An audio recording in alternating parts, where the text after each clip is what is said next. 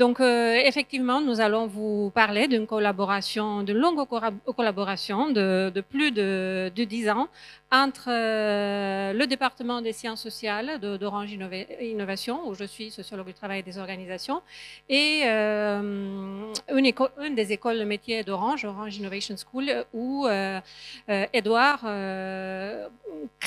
contribue à monter des formations. Donc, notre témoignage va porter sur la formation professionnelle à l'épreuve de la réalité virtuelle, avec des enjeux d'emploi et de lutte contre le chômage. On a vu comment la responsabilisation des individus dans le maintien et l'acquisition de leurs compétences s'est développée et est accrue. Et dans ce cadre-là, on a assisté à l'individualisation des formations. Et avec l'individualisation des formations, le numérique est apparu comme une solution, avec la croyance qu'en mettant à la disposition des apprenants des ressources numériques, des cours en ligne, ils vont se former seuls en fonction des besoins. Donc, disons, face à cette digitalisation de la formation et du monde du travail de manière plus générale, notre collaboration a commencé pratiquement il y a 10 ans. On a monté un chantier d'études sur la place du numérique dans la formation professionnelle, justement pour nous intéresser aussi aux effets du numérique sur les apprentissages avec différents dispositifs techniques et beaucoup de questions qui se posent. On s'est intéressé aux environnements capacitants, à la construction sociale des savoirs, à l'accompagnement bien sûr des apprenants et des formateurs. Et donc, je vais peut-être laisser Edouard, qui a orchestré la mise en place de ces solutions, la conception de ces formations, la conception, la mise en place de ces formations, et aussi qui était au centre d'un écosystème d'acteurs très large qui ont été mobilisés pour ces constructions des formations avec le numérique. Merci Anka. Donc, bonjour de nouveau. Moi, je suis ingénieur formation. Je m'occupe de différents sujets, dont celui des formations sur les soft skills. Et j'apprécie beaucoup de travailler avec la sociologie parce que ça me permet, quand j'essaie d'innover, de ne pas tomber dans du vent ou du pur commercial ou du pur marketing. Ça me permet d'étayer, d'évaluer ce qui est produit pour voir si ça a vraiment un sens prouvé scientifiquement ou si c'est juste du vent. Voilà. Donc je vais vous parler en quelques mots de mon obsession d'améliorer l'expérience apprenante, d'améliorer la qualité de l'expérience apprenante. Donc pour ça, on teste différents ingrédients. Bon, dans les sciences de l'éducation, on parle de pédagothèque. Donc avec la digitalisation, on a différents outils. La pédagothèque, c'est grandement enrichi. Il y a la réalité virtuelle. Et donc ce que je vais raconter là, c'est un peu en quelques mots comment on a introduit la réalité virtuelle dans un module de formation qui est apprendre à pitcher son projet avec le storytelling. C'est un sujet d'époque aussi, raconter des histoires. Donc là, l'idée, c'était sur la chaîne, le maillon, faire face à un public, apprendre à faire face à un public, comment on peut aider les apprenants grâce au digital. Donc toujours avec cette idée de est-ce que ça va améliorer la qualité de l'apprentissage, est-ce que ça va avoir un apprentissage plus pérenne, plus profond. Voilà. Donc premier point que je voulais souligner, c'est la durée. Bon, c'est une caractéristique de l'innovation. C'est pas instantané, même si bon, le digital, c'est la technologie de l'instantané, beaucoup. On a commencé à travailler en 2016. L'idée ou l'envie d'intégrer le digital, de tester le digital et la VR, 2016. Alors la technologie est un peu balbutiante à cette époque-là. Première session avec des casques VR et de vrais apprenants, septembre 2019. Ensuite, vous savez tout ce qui est arrivé en 2020. Juste avant, on avait décollé, on avait plusieurs sessions, ça marchait bien. Le Covid arrive, donc on arrête. Enfin, ça freine. On relance en se disant on ne peut plus rassembler les gens en présentiel, donc on va leur envoyer les casques chez eux. On va étudier quand même, il faut vraiment étudier ce que ça donne parce que c'est beaucoup d'efforts. Et donc on invite Anka, qui suivait déjà un peu ce qu'on fait depuis quelques années et qui va faire une étude. 2021, on va voir les résultats de l'étude, développement d'une version 2 de la capsule pour, encore une fois, répondre au point d'amélioration remonté par l'étude, justement. Et voilà, donc aujourd'hui, l'aventure continue. Il y a d'autres capsules qui sont en cours de développement. On a un partenaire qui gère des plateformes, qui gère des flottes de casques qui les envoie à travers la France. Enfin, il y a tout un écosystème qui se monte. Je passe au slide suivant. Vas-y. Donc ça, c'est pour montrer la place de la réalité virtuelle. Donc c'est encore une fois, il y a plusieurs ingrédients. Je parlais de pédagothèque tout à l'heure, donc pour aider l'apprenant à mieux apprendre et à mieux transférer en situation de travail. Parce que l'idée, c'est, même si on parle de formation, c'est le travail, l'enjeu. Donc il y a plusieurs choses que je ne vais pas détailler là, mais vous voyez juste que en fait, la VR s'intègre finement de façon un peu comme dans une tapisserie. Vous brodez les motifs les uns après les autres. Donc la VR a été brodée en cohérence avec l'ensemble de l'écosystème des ingrédients pédagogiques existants. Il y a une phase d'accompagnement à la prise en main de l'outil, parce qu'aujourd'hui, l'outil, tout le monde connaît le smartphone. On peut s'en servir les yeux fermés presque. Le casque de réalité virtuelle, c'est pas du tout ça. C'est pas du tout standardisé. Enfin, il y a pas mal de difficultés. Donc ça, il faut pas que ça empêche l'apprentissage, parce que le but, c'est pas de former les gens à la réalité virtuelle, c'est de former les gens, c'est d'aider les gens à être à l'aise quand ils font un pitch, comme moi devant vous, en présentiel, devant un public varié et inconnu. Donc, et l'aider à la prise l'aider à l'usage. Et puis, donc les gens s'enregistrent en train de pitcher leur projet face à un public virtuel grâce au casque. Le casque permet d'enregistrer. Les enregistrements sont déposés sur une plateforme que la formatrice peut analyser à froid. Et lors d'une visio, tout est débriefé avec tout le collectif, puisque on apprend toujours seul, mais jamais sans les autres. Comme disait un célèbre professeur de sciences de l'éducation. Voilà pour ce slide-là. Et donc, c'est une aventure humaine, pas simplement pour apprendre, puisqu'on n'apprend pas jamais sans les autres, mais on travaille aussi jamais sans les autres. Donc, il y a plusieurs acteurs. Si je pars de l'apprenant, autour de l'apprenant, il y a la formatrice, qui a eu l'envie d'utiliser cette nouvelle modalité ou ce nouvel outil, l'intégrer dans son scénario pédagogique, et pas de façon comme un cheveu dans la soupe, mais vraiment pour donner du sens, et encore une fois, faire que l'apprentissage soit encore plus qualitatif. Il y a aussi, tant qu'on est dans l'interface avec les apprenants, ma collègue Isabelle qui gère les inscriptions. Donc, qui, elle, là, pour le coup, elle déclare les gens, les apprenants dans la plateforme de réalité virtuelle.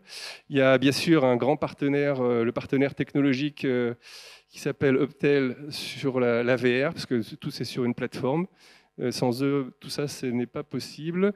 Il y a ma collègue Anka, sociologue, qui nous aide dans le brouillard et l'inconnu, naviguer en gardant le cap de la qualité, pour pas faire n'importe quoi.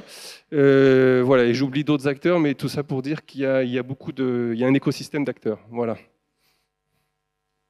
Merci Edouard, et je reprends la main. Donc on arrive en 2021 dans une formation qui avait été lancée en présentiel avec les casques verts. Donc le confinement arrive, nous sommes tous en confinement. Bien sûr, la formation est réorganisée. Edouard nous demande voilà, de regarder quand même si ça a un sens de garder cette capsule VR. On se penche d'abord sur la revue de littérature, on voit les caractéristiques qui étaient mises en avant pour la VR, l'immersivité, l'interactivité, le feedback, disponibilité des contenus. Donc c'est par rapport à ça, dans un premier temps, qu'on va regarder la capsule, et on était bien sûr frappé par des discours qui étaient très forts rapport sur l'apport de la VR, sur la réduction des durées des formations, la réduction des budgets de formation. Donc voilà, avec tous ces éléments en tête, on arrive sur le terrain pour mieux comprendre ce que finalement les salariés faisaient lors de formation avec cette capsule. Comme Edouard l'a dit, c'est donc une capsule pour se former à la communication non verbale. Donc, il y a un apport de connaissances. Vous voyez par exemple ici un acteur qui donne des conseils à la prise de parole en public, un quiz après, et l'apprenant, le salarié, a la possibilité, enfin, il va s'entraîner par la suite dans une salle virtuelle avec des acteurs qui ont des réactions diverses et variées pendant que lui, il déroule son pitch. Nous avons suivi plusieurs promotions, voilà, entretien qualitatif, observation. Qu'est-ce qu'on voit? On voit qu'effectivement, dans un premier temps, les apprenants sont conquis par cette affaire d'immersion. Effectivement, en s'immergeant dans cet environnement virtuel, ils ont l'impression de se retrouver vraiment face à des vrais acteurs. Ça suscite des émotions, un certain stress de présenter devant eux, de dérouler leur pitch devant eux, qu'ils avaient travaillé, comme Edouard l'a dit, avec la formatrice, ils avaient appris à construire ce pitch à partir du storytelling. Qu'est-ce que ça apporte à l'immersion? C'est effectivement cette histoire de concentration. On se coupe de l'environnement réel, on se concentre sur ce que l'on est en train de faire, mais en même temps, vigilance, attention, on se coupe de cet environnement réel, donc on ne maîtrise plus vraiment ce qui se passe autour de soi. Quand ils étaient à domicile, c'était très bien, ils se considéraient dans un environnement sécurisant. Refaire la même chose au bureau avec des collègues qui passent autour, on ne sait pas qui passe et qui entend quoi, qui comprend quoi. Là, c'est déjà moins évident. Mais disons, cette immersion, c'est quelque chose qui les intéresse, qui attire, de la même façon que le fait d'avoir la VR dans la formation par rapport à ce qu'on disait même ce matin, c'était quand même une sorte de teaser, de waouh, on est quand même sur une population qui est technophile. On va voir que ça a beaucoup enfin, pas tout à fait non plus, mais qui est intéressé par la technologie. Par contre, les interactions, comme il s'agissait de s'entraîner pour pitcher, de refaire son pitch à plusieurs fois, ben, ils se rendent compte qu'au bout d'un moment, les personnes dans la salle ont quand même les mêmes réactions, quoi qu'ils fassent, quoi qu'ils disent. Donc, ils commencent à s'enlacer. Bien sûr, ce sont des interactions qui sont déjà programmées, qui sont là. Et c'est là aussi qu'ils commencent à nous demander d'autres scénarios, de diversifier les scénarios qui sont proposés dans la capsule. Donc, leur proposer un amphithéâtre devant lequel ils puissent parler, leur proposer, par exemple, typiquement ce qu'on appelle le pitch de 2 minutes très court devant un manager dans l'ascenseur. Donc, voilà, tout de suite des besoins pour pallier ce manque finalement d'interaction avec la capsule. Le retour après chaque entraînement, parce que certes, la plateforme de VR, elle va enregistrer beaucoup de données, et c'était tout le travail aussi de la formatrice, de piocher dans toutes ces données, qu'est-ce qui était mobilisable, intéressant à mobiliser pendant les classes virtuelles, qu'est-ce qui était à débriefer avec eux, en collectif, avec les autres. Donc, elle est restée typiquement sur le débit de parole, sur les éventuelles répétitions qu'ils avaient qu'ils commettaient en faisant leur pitch. La disponibilité des contenus, la personnalisation de ce contenu, parce que du contenu qu'ils utilisent pour pitcher, parce que tant qu'ils font des pitchs courts, ça va, ils se retrouvent dans la salle et ils peuvent pitcher sans slide, mais sinon la capsule, elle ne proposait qu'un format qui était déjà, un contenu qui était déjà prédéfini. Ça marche une fois pour s'entraîner, mais ça, on s'ennuie vite quand c'est loin de ces besoins métiers et de ce qu'on a vraiment besoin de faire. Donc, l'autre amélioration, c'était aussi de les aider à mettre leurs propres slides dans la capsule, à avoir un support, ce qui leur permettait de dérouler une présentation sur le temps long. Aussi, le premier point, sans surprise, mais c'était le besoin d'accompagnement. Aussi bien de la formatrice qui a dû prendre en main la VR que des apprenants. Et comme je disais, on était quand même sur une population plutôt technophile, mais tous n'avaient pas utilisé un casque de VR et vous n'imaginez pas à quel point les problèmes peuvent être nombreux en termes de navigation, parfois y compris pour changer les piles dans les manettes. Enfin, voilà, la panoplie est très large. C'est pour ça qu'au début, notamment pendant le confinement, il y avait toujours quelqu'un à leur disposition pour les aider à se débrouiller lors de la prise en main des casques et aussi lors de la navigation par la suite. Donc voilà, dans un premier temps, disons, on s'est intéressé aux dispositifs techniques. Mais ce n'est pas parce qu'on a un dispositif technique, ce n'est pas parce qu'on utilise un dispositif technique que l'on apprend. La dimension sociale dans l'apprentissage est essentielle. Donc c'est pour ça qu'on s'est intéressé non seulement à la personnalisation de ce dispositif technique, voilà, ce que ça en fonction des besoins qui ressortaient de l'étude, mais aussi d'une manière plus générale à l'environnement de formation. Et là, qu'est-ce qu'on voit? C'est que, voilà, comme je disais, ce n'est pas parce qu'on sait faire que l'on est en mesure de faire. Isabelle Barthes en parlait ce matin aussi, sur cette capacité, sur ce pouvoir d'agir des acteurs. Donc, le passage si on reprend l'approche des capacités d'Amartya Sen, de savoir-faire à être en mesure de faire. Et ce passage, il passe par différents facteurs, par des facteurs individuels, par des facteurs collectifs, organisationnels. Donc, facteurs individuels, oui, on voyait que dans l'apprentissage, ça comptait leur habileté avec les outils numériques. Si jamais ils avaient utilisé déjà des casques pour des jeux vidéo, oui, ils prenaient en main plus facilement l'outil. Mais voilà, c'est pas parce qu'ils prenaient en main l'outil qu'ils arrivaient à vraiment se former avec. Il y a les freins physiologiques dont on parle beaucoup avec le mal des environnements virtuels. Les spécificités du métier par rapport à la spécificité de la capsule. Et ça, on s'est appuyé beaucoup sur d'autres résultats de notre chantier d'études sur la place du numérique dans la formation professionnelle. Et on sait que voilà, le numérique peut induire des inégalités sociales, que tous au travail, on n'a pas les mêmes contraintes, on n'a pas la même autonomie au travail et que des contraintes opérationnelles fortes peuvent empêcher justement le déroulement de ces formations interstitielles qui se glissent dans le temps de travail. Donc voilà, des facteurs individuels qui vont jouer bien sûr sur l'apprentissage. Des facteurs collectifs, tous les échanges qu'ils pouvaient avoir avec la personne qui les aidait à la prise en main du casque, à l'utilisation du casque.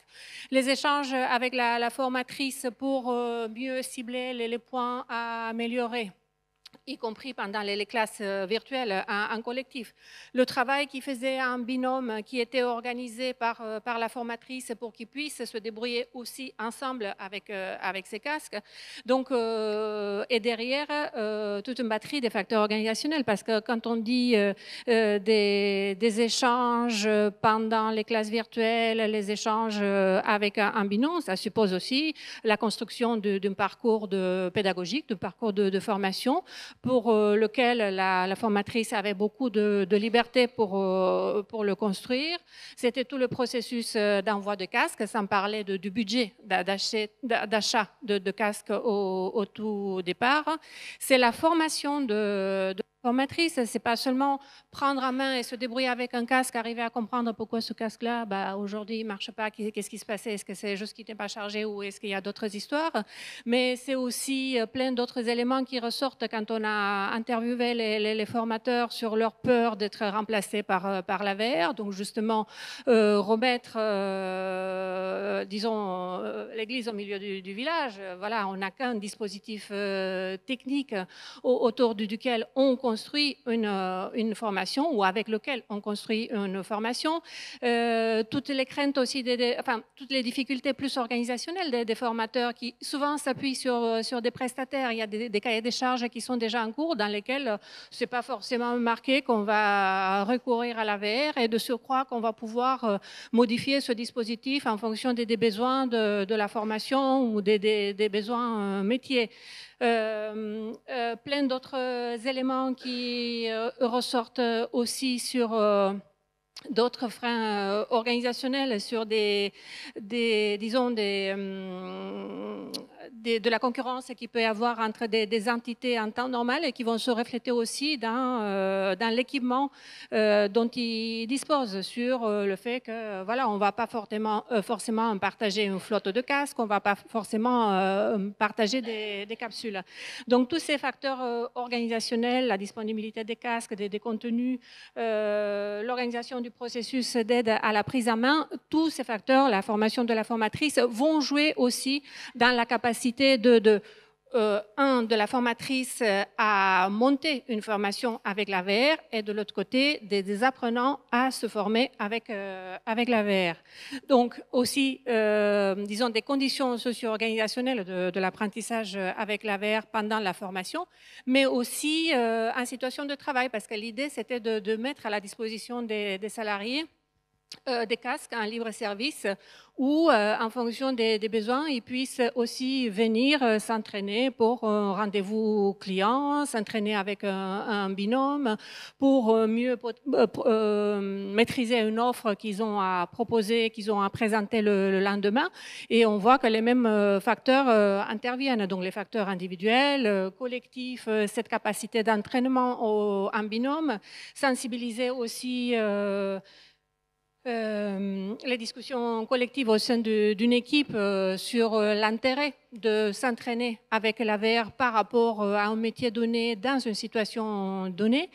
Tous les réseaux métiers dans lesquels, pareil, on peut partager entre pairs sur ce que cet outil peut éventuellement apporter, dans quel contexte, qu'est-ce que les uns et les autres on a fait avec, et où sont les limites de cette utilisation, et qu'est-ce qui est à construire autour de cette expérience avec la VR, et bien sûr les facteurs organisationnels, donc les politiques de formation, comme je disais, le budget d'achat des casques, les formations des formateurs, d'une manière plus générale, non seulement à la maîtrise de l'outil, la gouvernance au niveau de l'entreprise par rapport à des freins organisationnels qui peuvent exister, comme je disais, des concurrences entre différentes entités, la sensibilisation des managers à l'importance d'orchestrer ces discussions sur la valeur ajoutée de ces outils dans la formation, parce que,